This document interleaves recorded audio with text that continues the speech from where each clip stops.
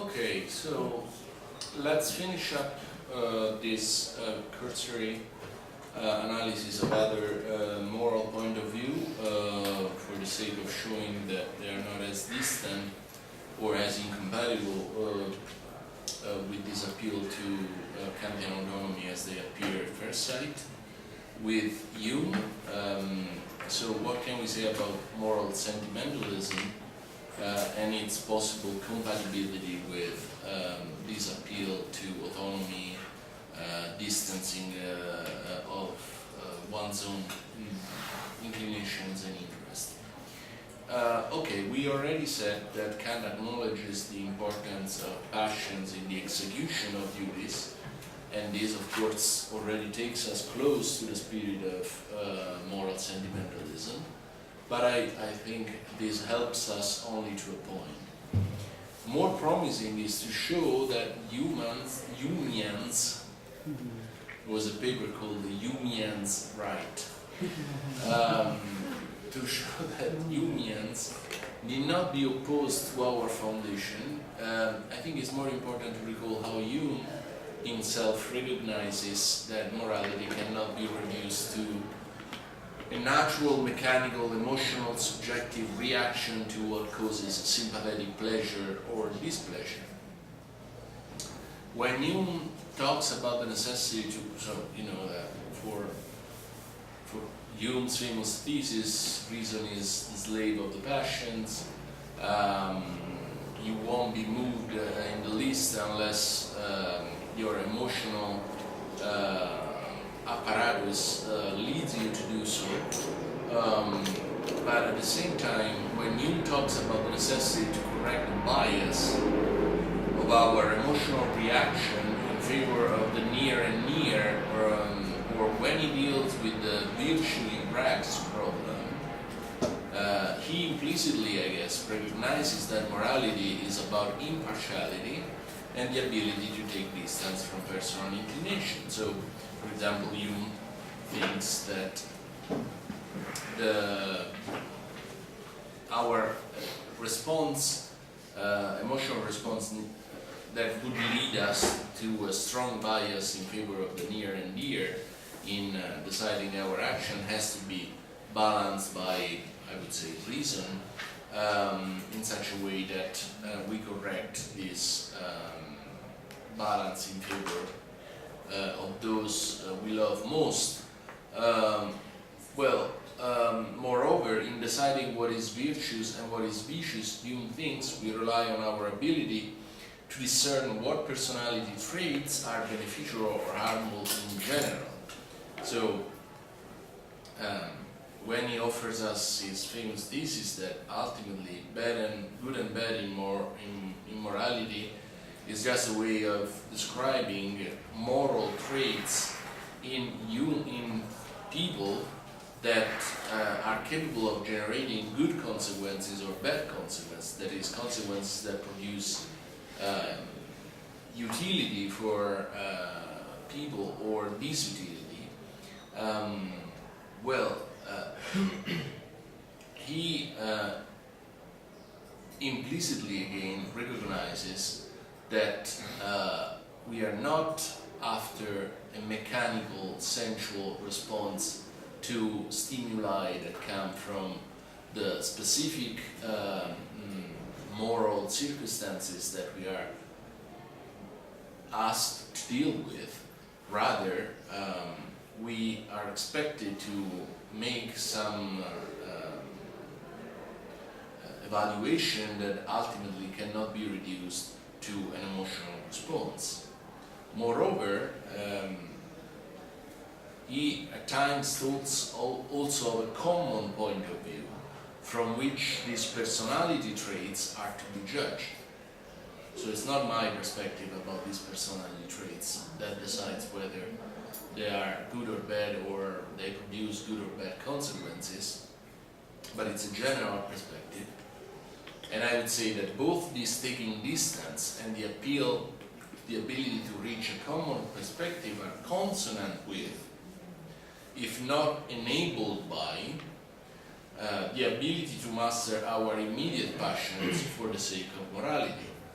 In other words, unless we are autonomous the way I claim, it's not evident to me how even Hume could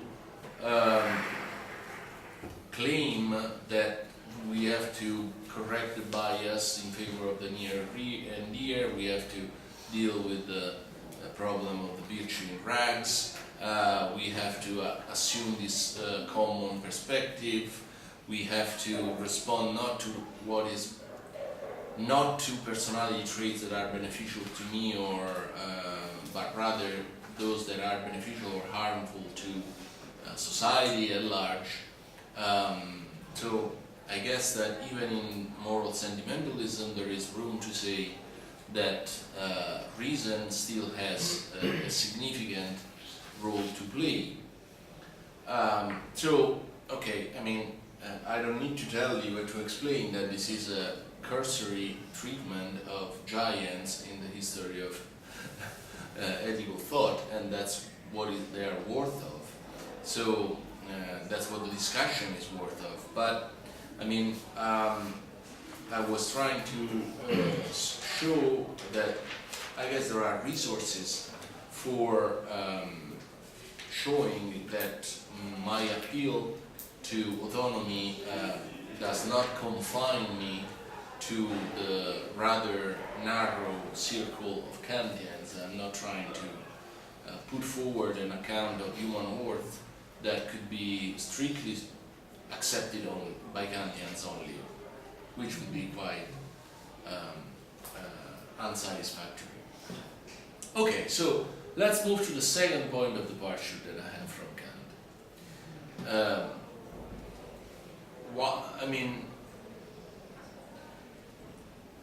While we believe that of all the animal world, the capacity to act from duty is most developed in the human species, I also believe that humans do not possess it exclusively. Why do I believe that? Because science tells me that that's the case, at least science as I interpreted it. Since the pioneering work by Rosemary Roth, Biology, Ethics and Animals, 1990, followed by the philosophically more sophisticated work by David de Gracia, taking animals seriously, we know that animals have a rich mental life that includes self-awareness and moral dilemmas. I mean, people like Georgia and I who had dogs know that very well. I mean, when you see that the dog knows that he doesn't have to do that, but he wants to do that. If that is not a moral dilemma, what else it is? More recently, Franz de Waal has argued that if we define normativity as adherence to an ideal or standard, then there is ample evidence that animals treat their social relationships in this manner. So if we define normativity or morality as adherence to an ideal standard, which is exactly the way I am suggesting, the restricted way I am suggesting we can adopt for the sake of showing human worth, then there is ample empirical evidence that animals have this ability to adhere to an ideal or a standard. He points out, for example, that most animals show acts that are costly to the performer, but that they benefit the recipient. Moreover, animals show they show empathic responses to the distress of their fellows. And finally, some large-brained animals, primates, show a form of helping that entails awareness of how the other will benefit from being helped. The same point is reinforced by Beacock and Pearce, who find unmistakable traces of moral, so understood, behavior not only in higher mammals, but even in rodents, so mice, with rats that refuse to accept a reward because this would cause other rats a shock. Similar conclusions are reached by Bartal, Dicety and Mason, more recently, who observe how rats free cage mates even when this entails the necessity to share with them a reward. I mean, perhaps they're just stupid here. They don't know the consequences, but no, I'm joking. I'm sure that they In setting up the experiment, they made sure to prove that the rats that free the mates know about the consequences of these freeing competitors for food. So even outside academia, I mean, that's the point I just made, common sense knows quite well that moral prescription may lead animals to sacrifice their life for the sake of their offspring, and at times even for the sake of humans, as the numerous examples of heroic behavior by dogs prove beyond doubt. Thus, morality, defined loosely as adherence to some impartial norm or ideal to the possible detriment of one's selfish interest, does not seem to be a prerogative of humans, even when the ideal requires the highest sacrifice, so survival. And this conclusion is hardly surprising in our scientific paradigm, still dominated by evolutionary theory, and rightly so, I would add, see if the alternative is creationism. It is to be expected that morality is not considered as emerging out of nowhere, but following the development of the species, with higher ones species simply taking a trait, in this case pro-social behavior, to a higher level of completion, as opposed to creating one afresh. Within the Darwinian scientific paradigm, one should expect that there is no gap between humans and other species. Morality, like other bits of behavior, is an evolved trait that we unquestionably share with other social mammals. Yet another of these traits we thought uniquely ours, like language, reason, there is a series of candidates that ultimately we discovered are not, strictly speaking, our peculiarity, turns out to be robustly present in other sufficiently close animal species. Obviously, in observing animal moral behavior, scientists operate with a definition of morality that is loose enough to allow cross-species generalizations. This is significantly distant from the definition of morality we attribute to humans, central to which is an impartial commitment to abstract principles of fairness, such as the golden rule or the categorical imperative, where feelings of solidarity or empathy are not necessarily part of the picture, the way in which, of course, are with animals. It would be hard to say that in the actions that animals perform, the emotional side of it is not a necessary component. Nobody argues that animals undergo a process of moral deliberation in which different alternatives are scrutinized for consonance with abstract moral rules. The same evidence that suggests forcefully the presence of a broadly defined moral life in animals also suggests how this is governed by feelings of empathy for other subjects, not necessarily fellow members of the same species.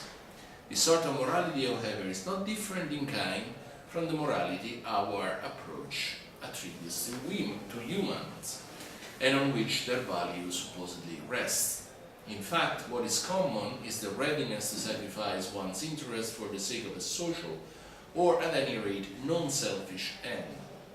Both in the case of human and in the case of non-human mammals, what grounds the worth of the species is the ability to follow a rule that transcends the satisfaction of individual needs and desires.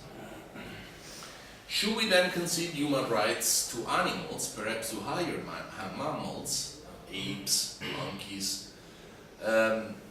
If human values is tied so closely to morality, and morality is not a prerogative of our species, are we committed to the immensely counterintuitive conclusion that dogs and cats should have exactly the same amount of protection human rights promise to offer to our species? Maybe, but more likely no. We can decide that behavior inspired by duty-based morality is not a prerogative of humans without denying the huge differences in the degree to which different mammals display an ability to detach themselves from selfish drives. The freedom from natural drives humans have gained through their evolution is vastly superior to the distance even the most sophisticated primates display. If we identify, as we do, the worth of a species with the ability of its individual members to sacrifice for a moral cause, where moral is broadly and loosely understood as non-selfish behavior for the sake of some idea, we can say that humans reach peaks of moral behavior and of course of degradation on the other side of the spectrum, unknown to other species. In a sense, evolution has generated so great a difference between humans and non-human mammals in this regard that what used to be a difference in degree now has come to appear as a difference in kind. While animal moral behavior suggests a general reconsideration of the way in which that's a point that I'd like to discuss with some people who know more than I do. I mean, it is clearly the case that in the last 10,000 years, humans have evolved quite rapidly. I mean, we are significantly different than the Neanderthal man. Have dogs and cats and higher mammals evolved in the same way? Because that would be an interesting point that speaks to something that I'm suggesting here. That the point is not so much that we were born different. The specificity of us is that we evolved a lot. And I don't know whether that's true, but intuitively it seems to be the case. I mean, I don't think that cats and dogs have evolved the way we did from, the point in which there were only Neanderthal humans here. Maybe. Is this not an argument from Occidental point of view? Because there are civility in Africa, Asia, or South America, they don't progress in this way. And I don't know, but I imagine that It's a Western idea of progress is different by humans, for us, and for others form of culture. And in this case, when you put very close the idea of evolution with human rights, you make a dangerous difference. Yeah, right. I guess you're right about the fact that I'm assuming, in defining human progress in terms of ability to distance oneself from one's impulses, but I don't know whether that's entirely true. My point is that even, recently there was this group of Indians discovered in the Amazon forest, never had contact with other humans apparently. My point is that even they are more different than the Neanderthal men than we are different than Neanderthal. I mean, they evolved more from the Neanderthal stage than the Neanderthal dog has evolved from there. So again, I'm just speculating because I'm not a biologist and I don't know, but just an idea that came to my mind. Maybe what is really special about us is that we change much more than other species, that we evolve, if you want to take a progressive view, but at least that we change more rapidly than other species. Professor, Yeah? I just want to make sure I understand what you're saying about evolution and behavioral traits. Yes. You're not saying that morality evolved by the process of natural selection, like other animals, or you're implying that just we are humans and we just passed through the process of natural selection, like any other animals, and we share some traits, but these traits are moral traits or are just behavior? because I don't know if you get the point, but if morality is founded in evolution, it seems odd to me that because evolution is always in progress, so natural selection doesn't stop. So does morality, in a way that it could not be an objective thing, but a contingent thing. Right. Or morality is founded outside the process of evolution, and we discovered that because evolution shaped our cognitive faculties or something like this. No, I'm making a different point. I'm not saying that the content of morality depends on evolution. I'm saying that the capacities that are a prerequisite for morality change through evolution. So this distance from one's own passions or one's own interests, one's own needs, may be an evolutionary trait that enables morality, even if of morality you have a purely objectivist perspective. So you think that the moral law has always been one throughout times, but there is still room for saying that the natural setting that allows you to follow the moral law has changed throughout evolution, and that's the point I'm making. And I'm saying that it would be odd to believe that within a Darwinian framework, it would be odd to believe that these humans, this specific species, again, this particular species, came out with this mark from the very beginning of autonomy there, out of nowhere, whereas other species do not have this stamp. It seems to me more plausible if you work within this Darwinian perspective. If you are a creationist, of course, it's God that created the world, and He was happy to give humans as His offsprings this trait, and others creatures deny this feature. So, but if you are within a Darwinian perspective, you have to think of let's call it the subjective enabling side of morality, that is what you need to be in order to follow the moral law, as something that has followed the evolutionary pattern. And so if that is the case, it is also very plausible to believe that the same trait is at a lower level of sophistication and development also in other species. That is all I'm arguing. I'm just saying that because there are some philosophers like Michael Ruse that says that our morality is just a matter of adaptation. Right. But you're not taking this No, one. not necessarily. You're saying that the conditions of possibility Yes. to be autonomous Yes. from the process of evolution, not the moral itself. Yeah.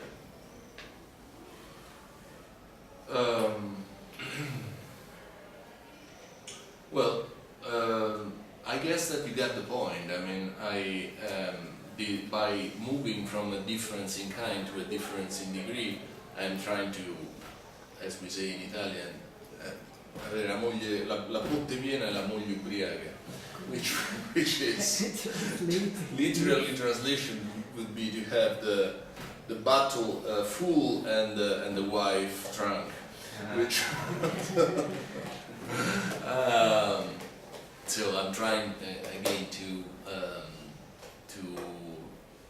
put together, on the one hand, the requirement that we need a capacity that we have at a peculiar level, at least, and on the other hand, we need not to go against the scientific paradigm we live in. When a new paradigm will come, we will redo our philosophy, but I tend to think that it's not a great idea to offer a philosophical position that is completely at odds with what science tells us. Okay, so I can I can skip the next paragraph, because I've already told you why my approach is different from Griffin's, and why an appeal to autonomy is not to be completed with an appeal to personhood or agency or purposive agency, as he calls it sometimes. So I'm not going to read this.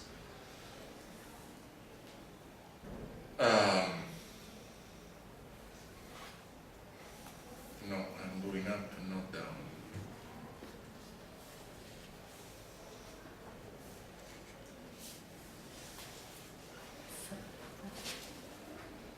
And I'm also skipping my discussion of the difference between my account of dignity, as I said, compared to one by Jeremy Waldron, by Michael Rosen, and Joseph Catel, who are the leading philosophers who, in the last 10 years, have produced monographs on the notion of dignity. So if you're interested, you're welcome to read it. I'm more interested in giving you a sense, not much more than this, because wow, it's already 11:45, giving you a sense, of course, of the objections that likely are going to be raised, and have been raised, in fact, against my approach. Well, probably the deepest objection one could have is that how are you so certain that we are autonomous? Because not even Kant, in a sense, was certain that we are autonomous, right? It's not, an empirical truth, something that we can prove. At most, it is a sort of conceptual necessity from a practical point of view. So, if there is no reason to, if there is no empirical proof that we are autonomous, is it a good idea to have an account of human dignity that rests on these bits of speculation?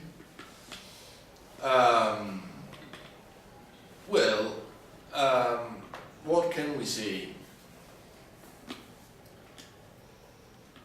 This objection may have variations, may come in different forms. On the one hand, those who doubt for religious, philosophical, sociological, or psychological reasons that we are as free as is commonly assumed might find it counterproductive to link our dignity so rigidly to our autonomy. We might be non-free, determined beings, but we would still be capable of suffering. So that's a problem that a utilitarian does not have.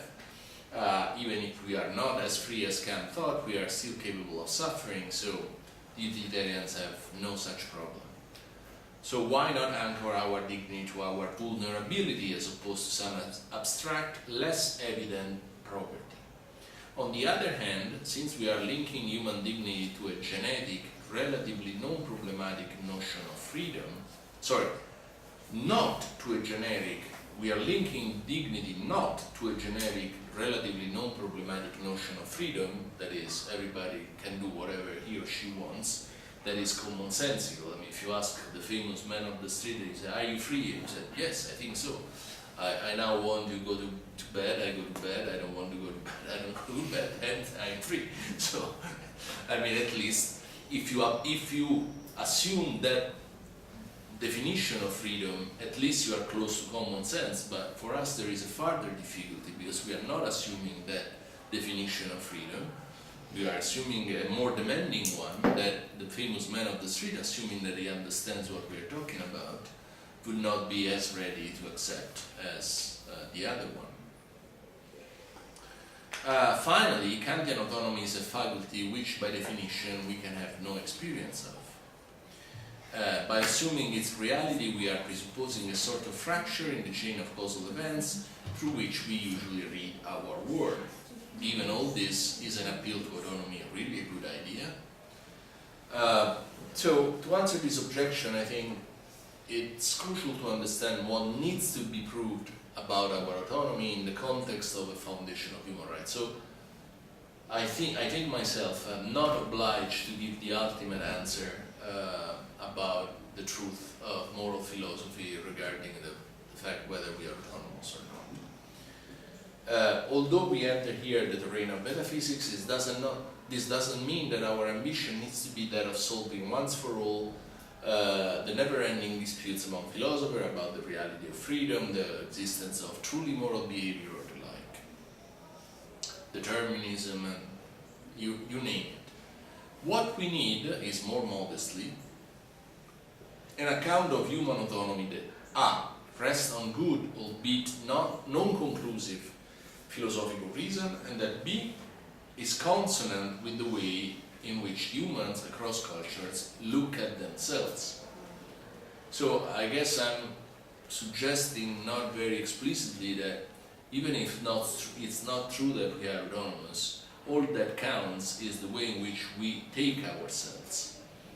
So it could be that from the perspective of God, it's, morality is an illusion, is something that Kant himself says, but what really counts is the way in which we think of ourselves, because we are talking about our rights and the way in which we decide to treat each other. So if we want to justify the way in which we treat each other, it's more important the way we think of ourselves than the way in which, from a God's eye point of view, things really are, we really are. So to construct such an account, we can start, but only start, from the way in which Kant thought that the reality of freedom could be proved. Of course, what follows is of a necessity a brief and simplified account of a complex and difficult story that Kant develops over the years with substantial changes. You know that he gives an account that it looks like the opposite of what in the groundwork, that looks like the opposite in the second critique. He reversed the order of the argument. In the groundwork, it seems to be from freedom to morality. In the second critique, it's from freedom to the moral law. So first, the account of the conceptual analysis of what morality is, and then the argument that this presupposes freedom, whereas in the second critique you have the other way around, the appeal to the fact of reason that is not present in the groundwork. So, this is all well known to Kant interpreters. So I'm giving here a very simplified account. So after an attempt in the groundwork, the critique of practical reason grounds the thesis that we are autonomous, albeit only from a practical point of view, which is something that will be explained, on an appeal to the so-called fact of reason. On the most reasonable reading, this fact, or as Kant says, fact as it were, is the immediate consciousness that each of us has of the inescapable authority of the moral law. So, am I allowed to not to pay back the money that I borrowed? Kant thinks everybody knows that it's not okay. We can make an exception to the law, but it's not that we really think that it's okay not to, give back the money. Morality is something that everybody understands according to Kant. And this fact that it has some take on us, that we have a problem when we want to break the moral law because we take it as valid. It's not, just a rule that has no appeal to us. So that's, in my very simplified account of the fact of reason. Why? To understand this idea of the immediate facticity through which we become conscious of moral constraints, it is perhaps best to use Kant's own examples. Okay, this is the example I already gave.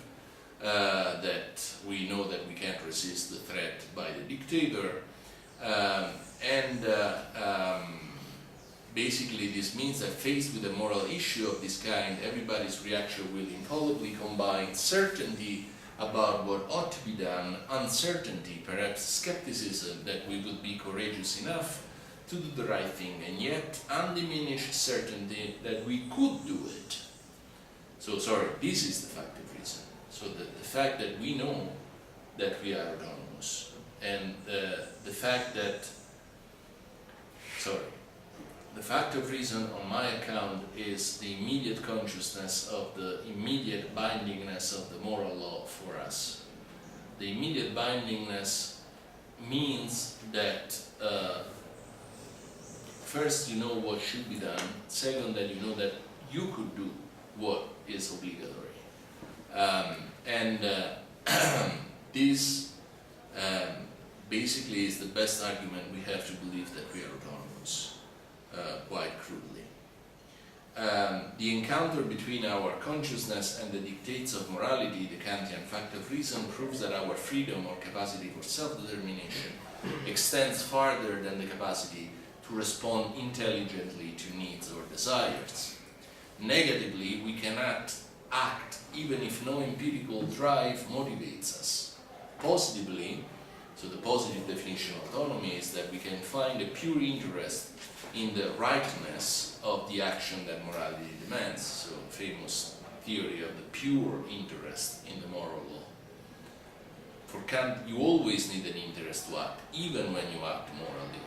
The difference is just that the interest that you have when you act morally is a pure interest. And what is the pure interest? Well, exactly the fact that you think that the moral law is right.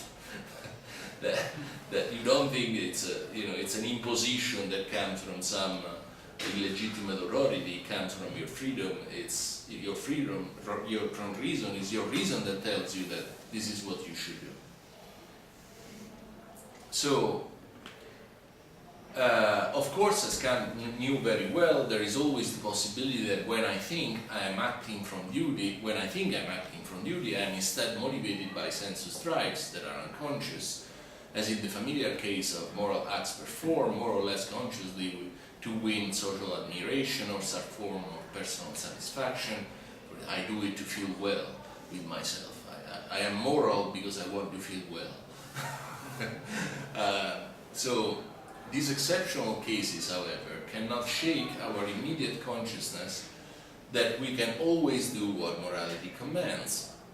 This point seems to be so entrenched in our self-knowledge, maybe it's false from the point of view of God, but it's so deep in our self-knowledge, in the way in which we look at ourselves, that denying this capacity would entail a substantial restructuring of the way in which we usually look at our agency.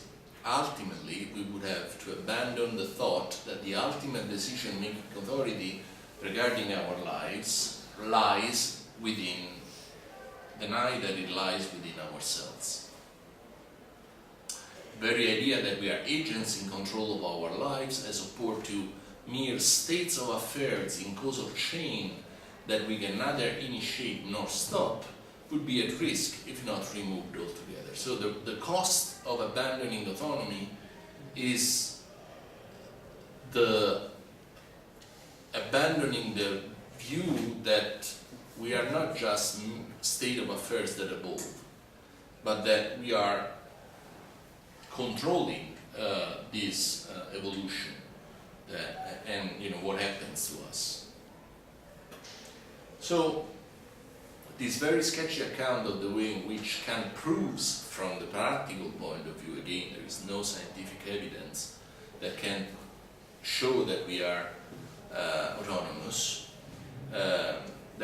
or to put it in his terminology, that pure reason is practical, is to be complemented by a reflection on whether the Kantian notion of autonomy is close enough to cross-cultural common sense, not by various cultures, religion, and traditions, because this is something that I will do at the end of the chapter, and that is too long to be done today. This is important because we don't want to ground human rights on a notion, no matter how solid after philosophical scrutiny, that does not appeal to the ordinary understanding of people across cultures and tradition, which legitimately no interest in the subtleties of Kantian scholarship. To approach this question, it is best to ask what would happen to the picture we have of ourselves if we were to think that we are not autonomous in the sense specified. Common sense concedes all sorts of mitigating circumstances for immoral actions that were strongly motivated, almost necessitated by our sensuous interest. Again, to take an extreme example, quite invariably across cultures, one resists passing too harsh a judgment on, say, a mother who lies or even offers false testimony in a tribunal to save her son's life. The details do not matter here. Nonetheless, some blame remains. At times, imagine a false testimony that ruins someone else's life. I mean, okay, I understand you did it to save your life, the life of your son, but what about the other one who was found guilty instead of your son? So, the consequences of a lie, no matter how understandable, can be serious. Implicit in common sense is the idea that humans could do, so why is this example significant in my mind? Because this shows that even common sense assume that humans could do what morality requires, even in the most adverse circumstances. Otherwise, it would not make sense to blame the mother for having done what she has done. Blame mildly and still blame a little bit because you say, well, okay, fine, but what about the life of this other guy who was found guilty? So this shows the negative side of autonomy, so what I before called the independence of sensus necessitation. What about the positive side of autonomy? So the ability to find an interest in the sheer conformity of your action to the moral law. Conformity. I mean, to find an interest in the fact that your action is inspired by the righteousness of the action itself. Well, why it may be difficult to find narratives of behavior explicitly inspired by the categorical imperatives, I mean, formulas of the categorical imperative, examples of agency generally inspired by duty abound in world literature and in the sacred text of all major religions. Think of Abraham in Christianity and Judaism, Asiya in Islam, or Arjuna in Hinduism, just to give the best known examples. As we said before, I mean, Abraham is the one who was about to kill his son. Asiya in Islam, I think, does something similar, I forgot now, but it's really, again, is about, following God's command to do something to a family member. Arjuna is the hero in the sacred text of Hinduism, who undergoes an internal battle on whether he should start a war against people among which there are relatives. As we said before, what duty requires may vary within limits across traditions. What is quite constant is that examples of moral heroism always imply some form of self-sacrifice, control over one's passions, and the ability to be motivated strongly enough by the thought that that is what ought to be done. Thus, the Kantian notion of autonomy, even if it appears as loaded with thick metaphysical assumption, comes very close to a rather uncontroversial and transcultural notion of agency. According to common sense, you are an agent as opposed to something that is operated or acted on by someone or something else, if and only if you have the ability to decide, pretty much in any circumstances, even the most difficult, the course of your action. This property, as I showed in the chapter 1, is not simply the ability to decide what are the most efficient means for an end someone else or something else has set for you. This is a form of freedom that is quite widespread in the animal world. Agency in the specified sense, so autonomy, requires a full control over one's choices. If someone were to justify a theft with the excuse that she could not master her passion, it seems common sense would leave only two possibilities before us. We can either believe the story, so we take seriously the idea that she or he was a kleptomaniac, but at that point we would assign some sort of sickness to the guy and consider her less than an agent, or we could refuse to believe the story, still consider the person an agent, and at most concede some mitigating circumstances for the theft. without removing the blame altogether. This shows that autonomy, not mere practical freedom, is an essential component of the way in which common sense, not only Kant, considers human nature. Okay, I mean, you know this stuff about the inexistence of a proof, so I'm not going to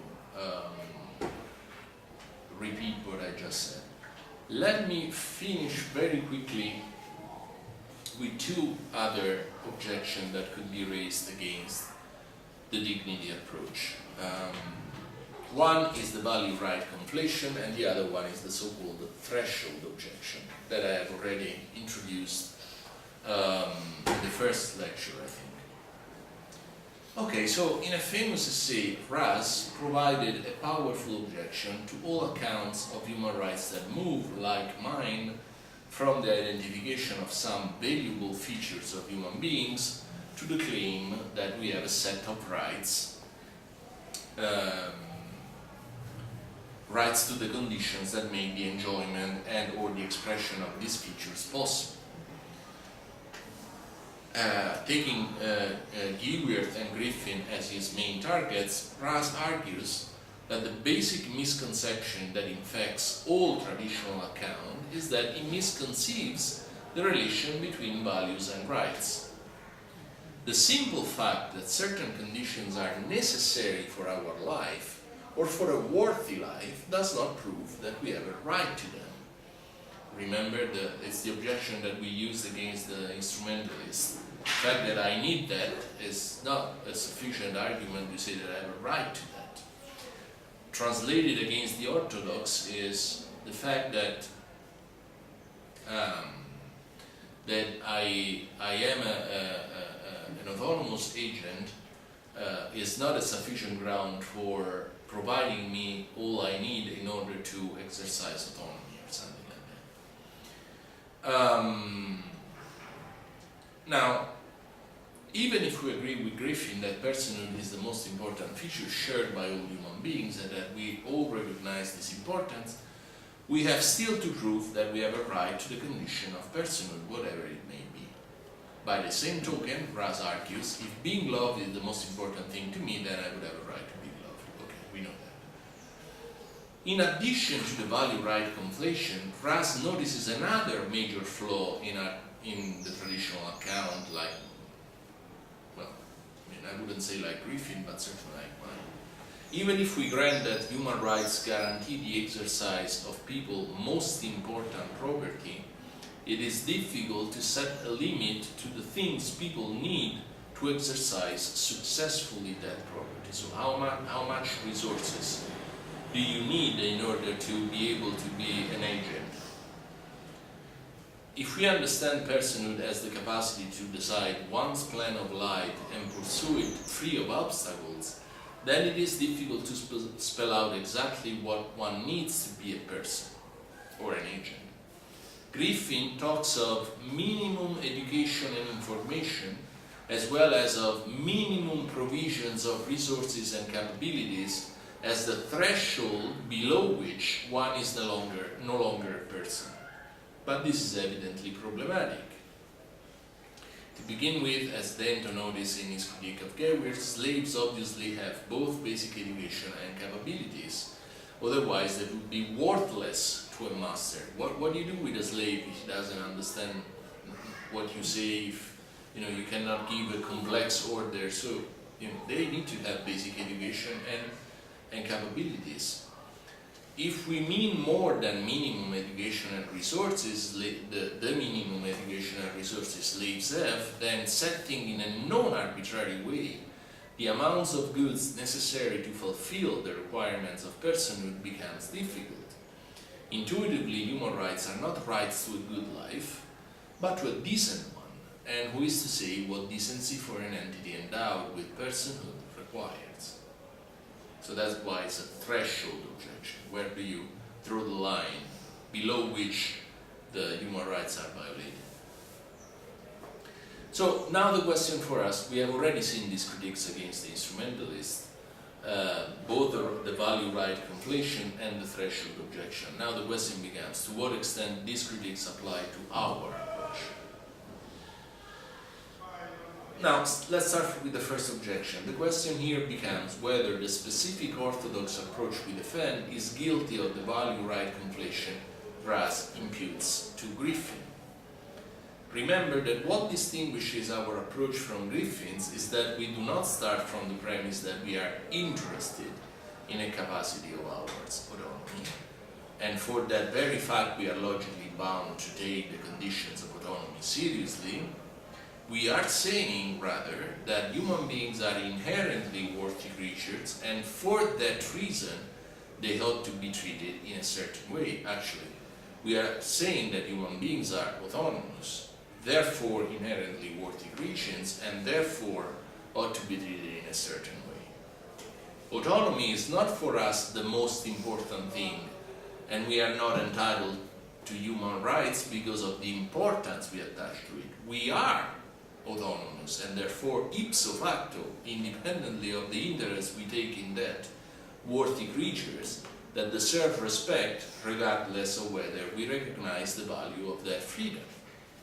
Moreover, so it's an objectivist perspective here in this sense. Moreover, unlike Griffin, for our approach, autonomy is not objectively valuable in the same way in which love or being loved is. So, there is a difference between the value of autonomy and the value of being loved. Because being autonomous is not a commodity, a good of some sort. It is a status. It means occupying a place in the universe that rules out certain forms of treatment as incompatible with that status. In the same way in which only certain forms of addressing judges or high public officials are consonant with their role and function, so one cannot sincerely esteem the human status attached to our autonomy, so one cannot sincerely believe that we are autonomous and at the same time engage in the sorts of abuses, discrimination, and offenses we usually understand as human rights violations. So I guess that I had a relatively easy way out from the value-right conflations, because I'm not saying simply because I need something I have a right to something. I'm saying I am this kind of creature, and ipso facto, in virtue of this status, certain things cannot be done to me, as in virtue of this fact I have certain rights. Now, which specific rights is a more difficult question. Yes. Yeah. I don't know. I feel that this kind of answer is not so satisfactory. I don't know if I'm understanding right, but I would ask, or somebody would ask, that why an autonomous person deserves to be treated or deserves not to be violated. Because it seems to me that we are still deriving from the fact that it's a status, you said. It's not like the instrumentalist. We need autonomous, so we use moral to get this. But how can we move from a status that we just gain through evolution to the point that a right, a duty, I cannot just violate this person because he has this status of being autonomous?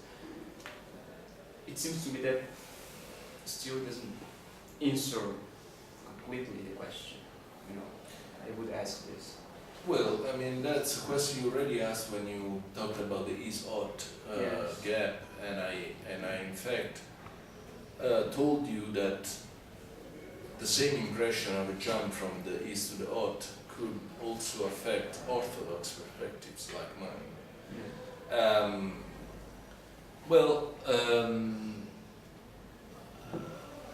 I guess here the intuition is that taking seriously the fact that you are autonomous implies a number of things. It implies, to begin with, that you are the most valuable entity in the universe as you know it, because nothing as autonomy exacts the kind of awe and respect that Kant thinks autonomy produces immediately in this notion of Achtung, you know. When once you realize that that guy has this capacity, you have this feeling of a little bit of fear. I mean, of course, about yourself, about the others. So, something. Now, how does that? A moral value, or you said the most valuable thing in the universe? Is this a moral value, or a feature that is very, very uncommon, and I can say no other animal has? But it's a moral value, because it seems that if we say this, we are just implying that there's a moral standard outside, and we can say that this is valuable and this is not, or this feature is valuable. Mm-hmm, mm-hmm. What would you say about Well, yeah, that's a difficult question. I mean, so you're saying if I say that realizing that we are autonomous already includes a moral evaluation and not just the recognition of, you know, a special feature or something like that, then I'm begging the question because I've already made the jump from the is to the ought.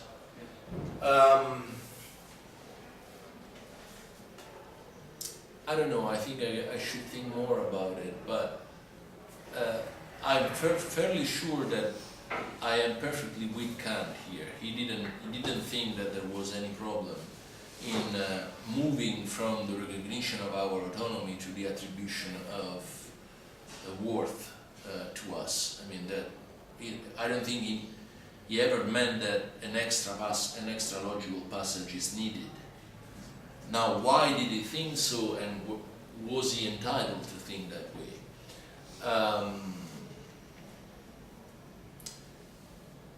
Well, the easy answer, the scholastic answer, is that, again, autonomy is not one of the many features that you find out there in nature. It's the feature that gets you above nature.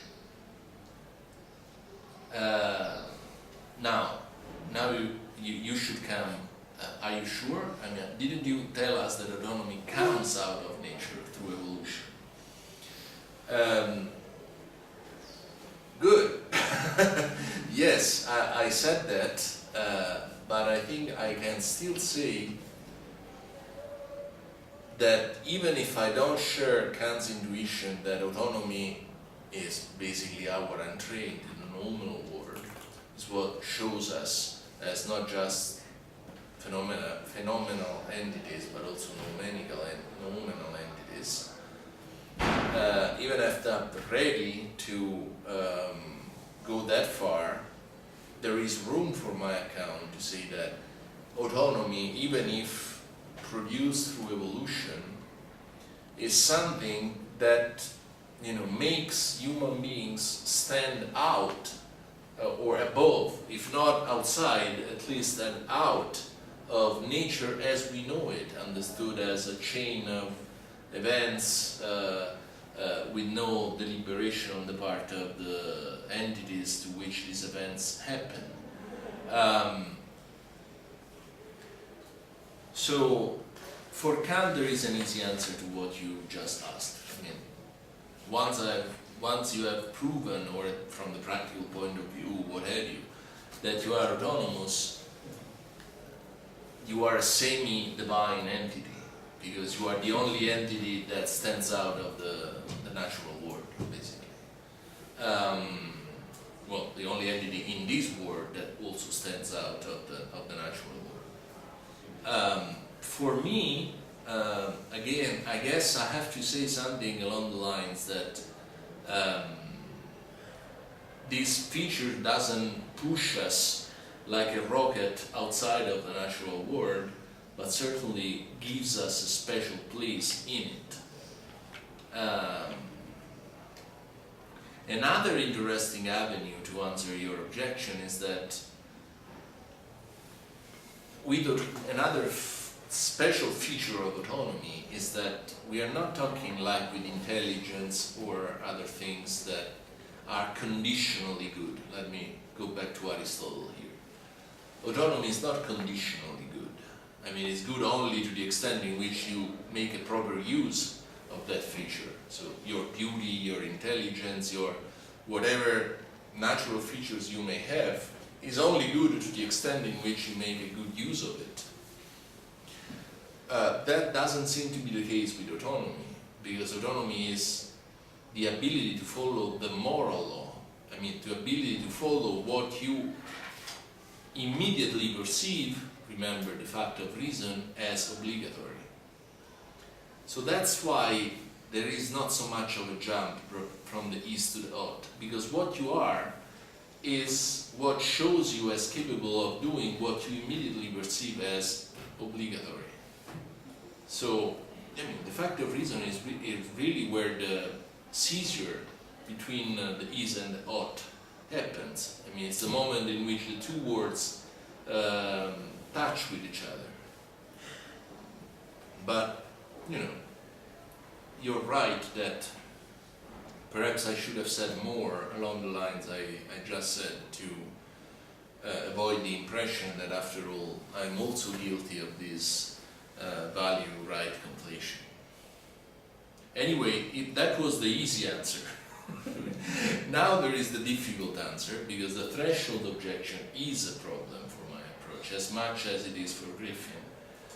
Because, okay, I don't put it in, obviously, in terms of how much resources do I need in order to be an agent, in order to remain a purposive agent, because I don't have this this kind of transcendental argument. But of course, the question for us becomes what specific human rights do you need in order to respect in the appropriate way your status as autonomous person? Okay, so do you need holiday with pay? Otherwise, I'm not treating you as an autonomous person, or I can do without it. Do you need to have a relatively high level of wealth to treat you as an autonomous person, or not? Okay. I recognize that I am in trouble as much as Griffin is in trouble here. But I would say, as any theoretician of human rights, except the political view. The political view says human rights are those that are already out there in the practice, so I don't have this problem of the threshold objection. I start from what human rights already are. So it's only the practice that is going to decide whether the famous holiday with pay will stay or will go away, but not an external authority. Or at least global public reason has to decide that. What I can say, I guess, is that once you have, let's see if I remember what I said in the book. Once you have established this special status for human beings, well, to begin with, certainly you cannot treat them as animals. That's something that follows, analytically from what you have already proven, right?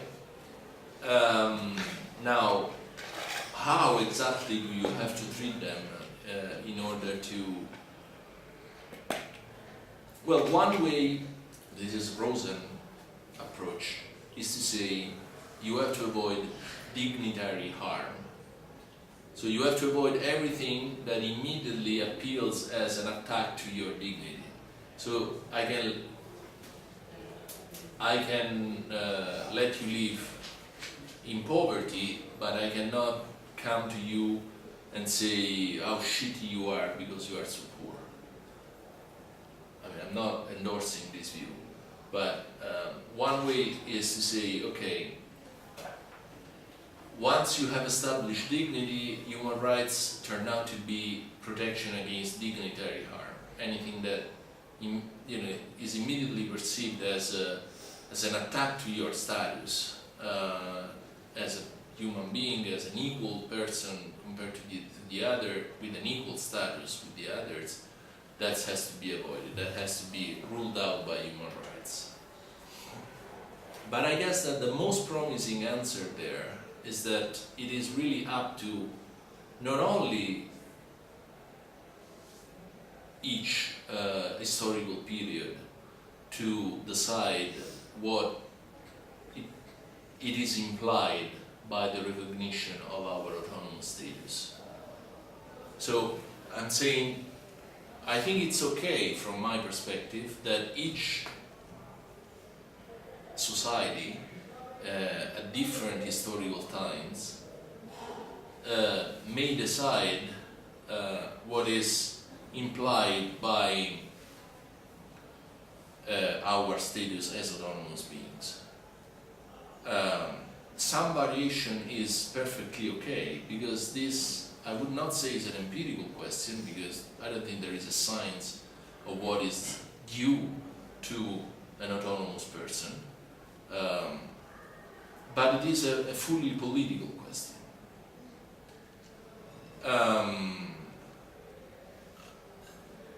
So the threshold objection, the most promising answer, at least the one I find most promising, to the threshold objection is to sort of bite the bullet and say, yes, I don't have a principled way of saying this amount of resources and no more than that. But at the same time to say that this answer, the specific way in which each historical time decides which resources, provisions, freedoms are to be given to someone that was already proven to be an autonomous person, is an answer that they have to find for themselves. So that's the way in which I understand the practice of human rights. It's just a spelling out what human dignity implies. But I take myself to be giving a different answer. I mean, I take myself to be given the answer about the existence of human dignity, the reality of human dignity.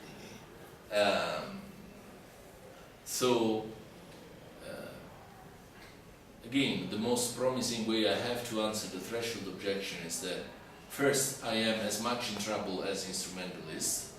I acknowledge that I am more in trouble than the political view, but at the same time, I think there is a way out, saying that the practice to which the political view appeals is, within my account, something that is precisely meant to spell out a core value, though, that the political view denies, or at least is non-committal to. So the political view say, I don't want even hear about human dignity.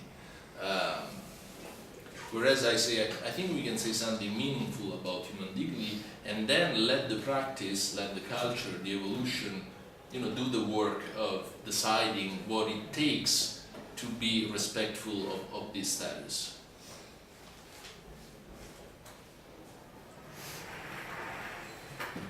I am tired. Do I have a right to be tired? Okay, I'm not going to talk about the parochial objection, because well, first, again, it's very cursory. I mean, I try to say something meaningful about the 5 major religions in this world. So Christianity, Confucianism, Buddhism, Hinduism, and Judaism, most representative in the sense that they have most followers on social media,